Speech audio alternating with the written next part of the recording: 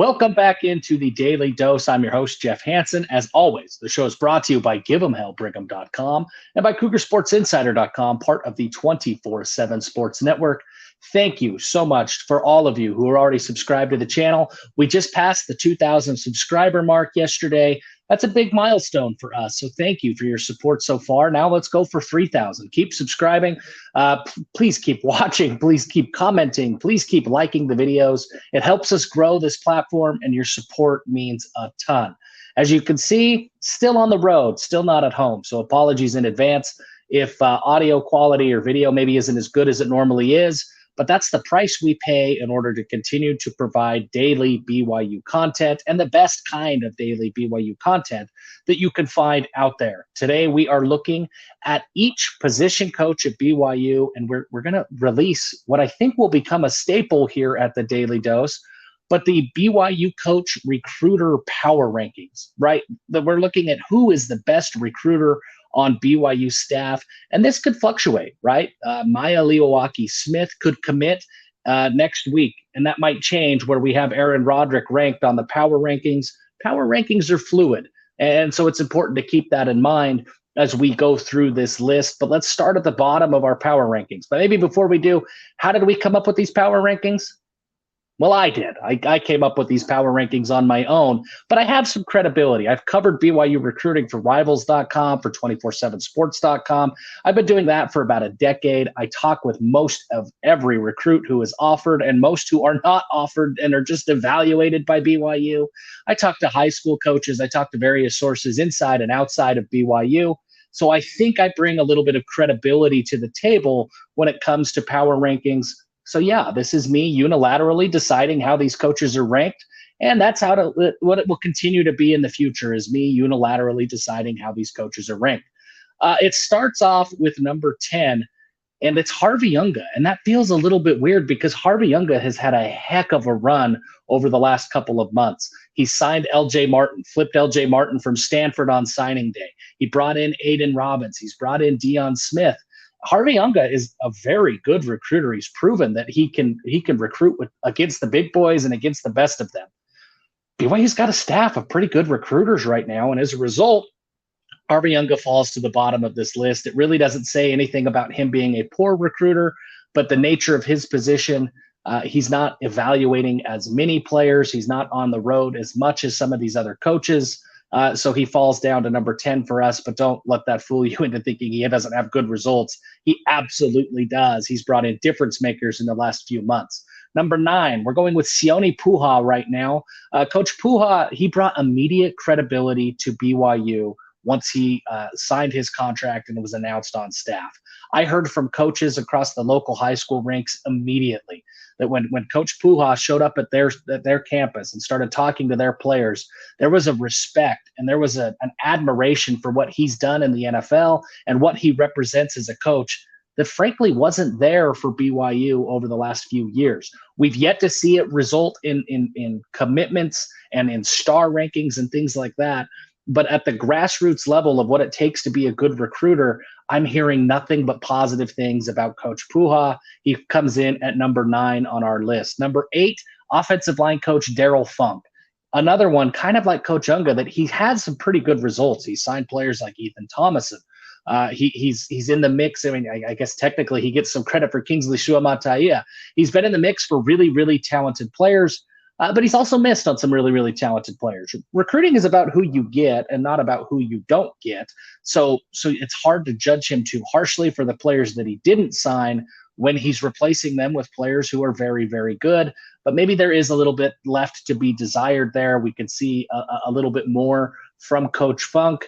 There is a big official visitor coming up later this week that is a big offensive line target. And Coach Funk, if he can secure a commitment there, he could skyrocket up these power rankings. But for right now, he's number 8.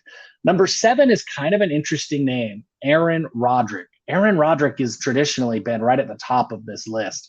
And he really is one of the best recruiters on staff. Coaches love him. High school coaches love him. High school players love him. They like to get to know him. One of the biggest tools that Coach Roderick has in his quiver or in his toolbox is the ability to sit and break down film with a player and explain it at a high school level in ways that these kids understand. His message resonates really, really well with quarterbacks.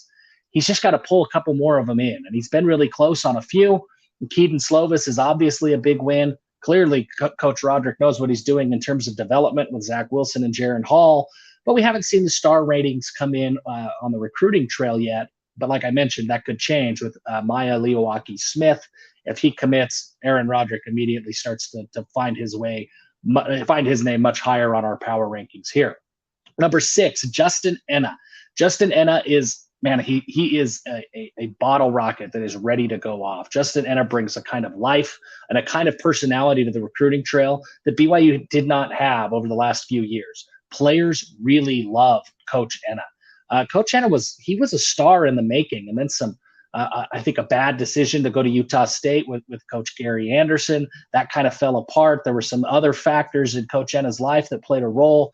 That ultimately he kind of got off track a little bit. He ended up having to go to the FCS ranks again and then to San Diego State.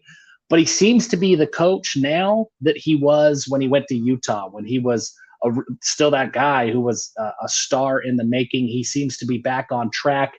His players really, really like him throughout spring ball. We heard very positive things about Coach Enna. And on the recruiting trail, we're already starting to see some of the fruits of his efforts. Guys like Harrison Taggart had nothing but positive things to say about Coach Enna.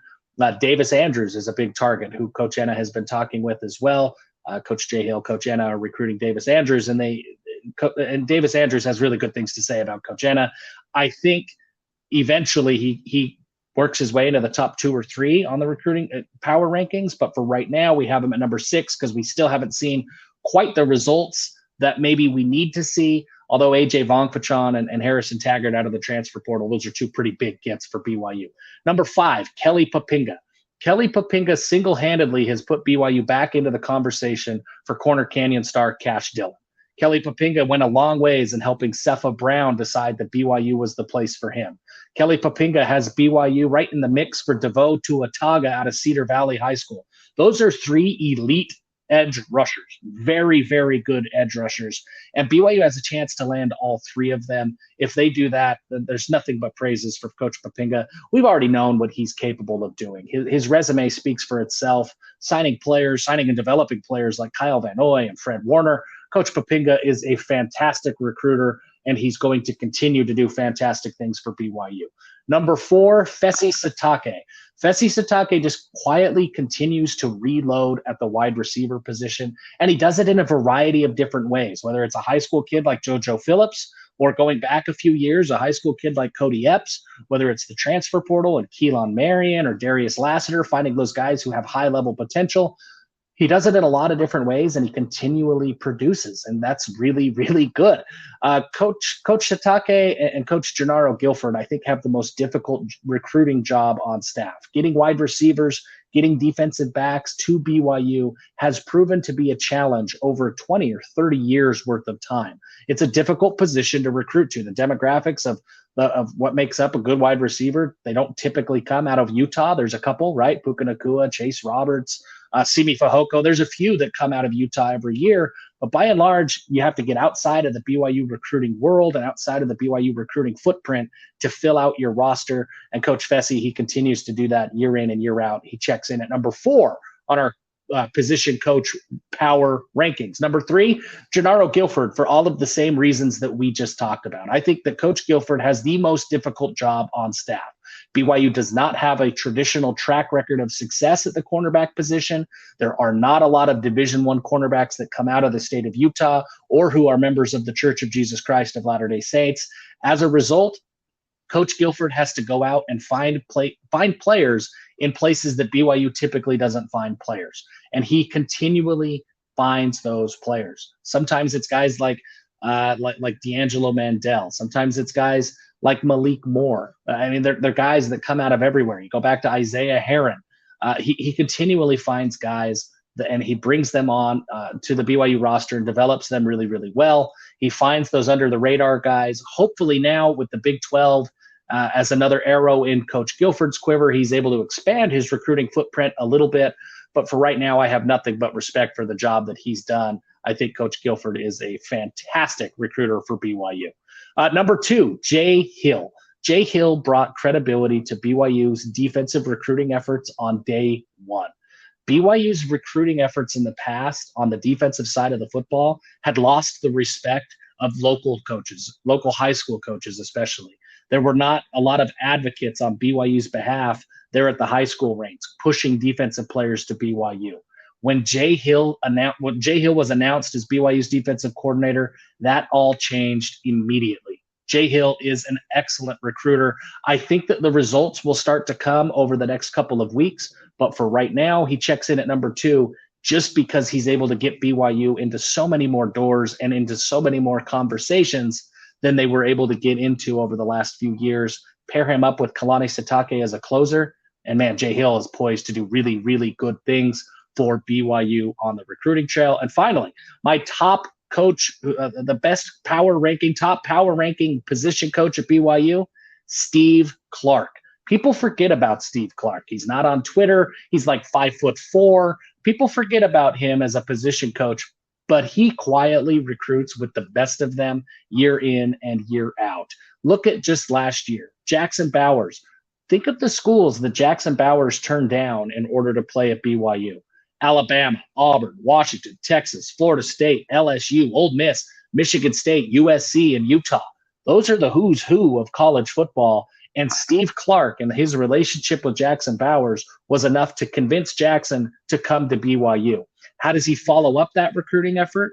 Well, BYU's hosting Reiner Swanson on an official visit right now, and there's a lot of positive vibes about Reiner Swanson committing to BYU. If he does that, the BYU just beat out Texas and Oregon and all of those schools all over again in back-to-back years for tight ends. Steve Clark has clearly developed tight ends well. Isaac Rex has developed really well. Mason Wake, playing a couple of different positions, has developed really well. Carter Wheat has had an impact. Ethan Erickson has had an impact. Dallin Holker, when he was here, he was productive for BYU. So he's a great coach, but he is also a great recruiter. And getting Jackson Bowers signed and on campus is a huge indication of that. And if Clark can land a commitment from Reiner Swanson, then it's even more evidence that Steve Clark really is the best recruiter that BYU has. I wish he was involved with more recruits because he is phenomenal. Players love him. 2026 standout Brock Harris already talks about how much he enjoys his relationship with Coach Clark. And Harris is the next big-time tight end out of Utah. He could probably go to any number of different schools in the country by the time all is said and done. I think he's pushing for 5-star status. He's that good. And BYU will be right there in the mix because of Steve Clark. There's a lot of really good recruiters on staff for BYU. This is a great recruiting staff. Hopefully we start to see those recruiting results over the course of the next few weeks. And we'll see what happens. Hopefully we see really positive results. Thank you so much for watching this video and taking your time with us. And until next time, give them hell.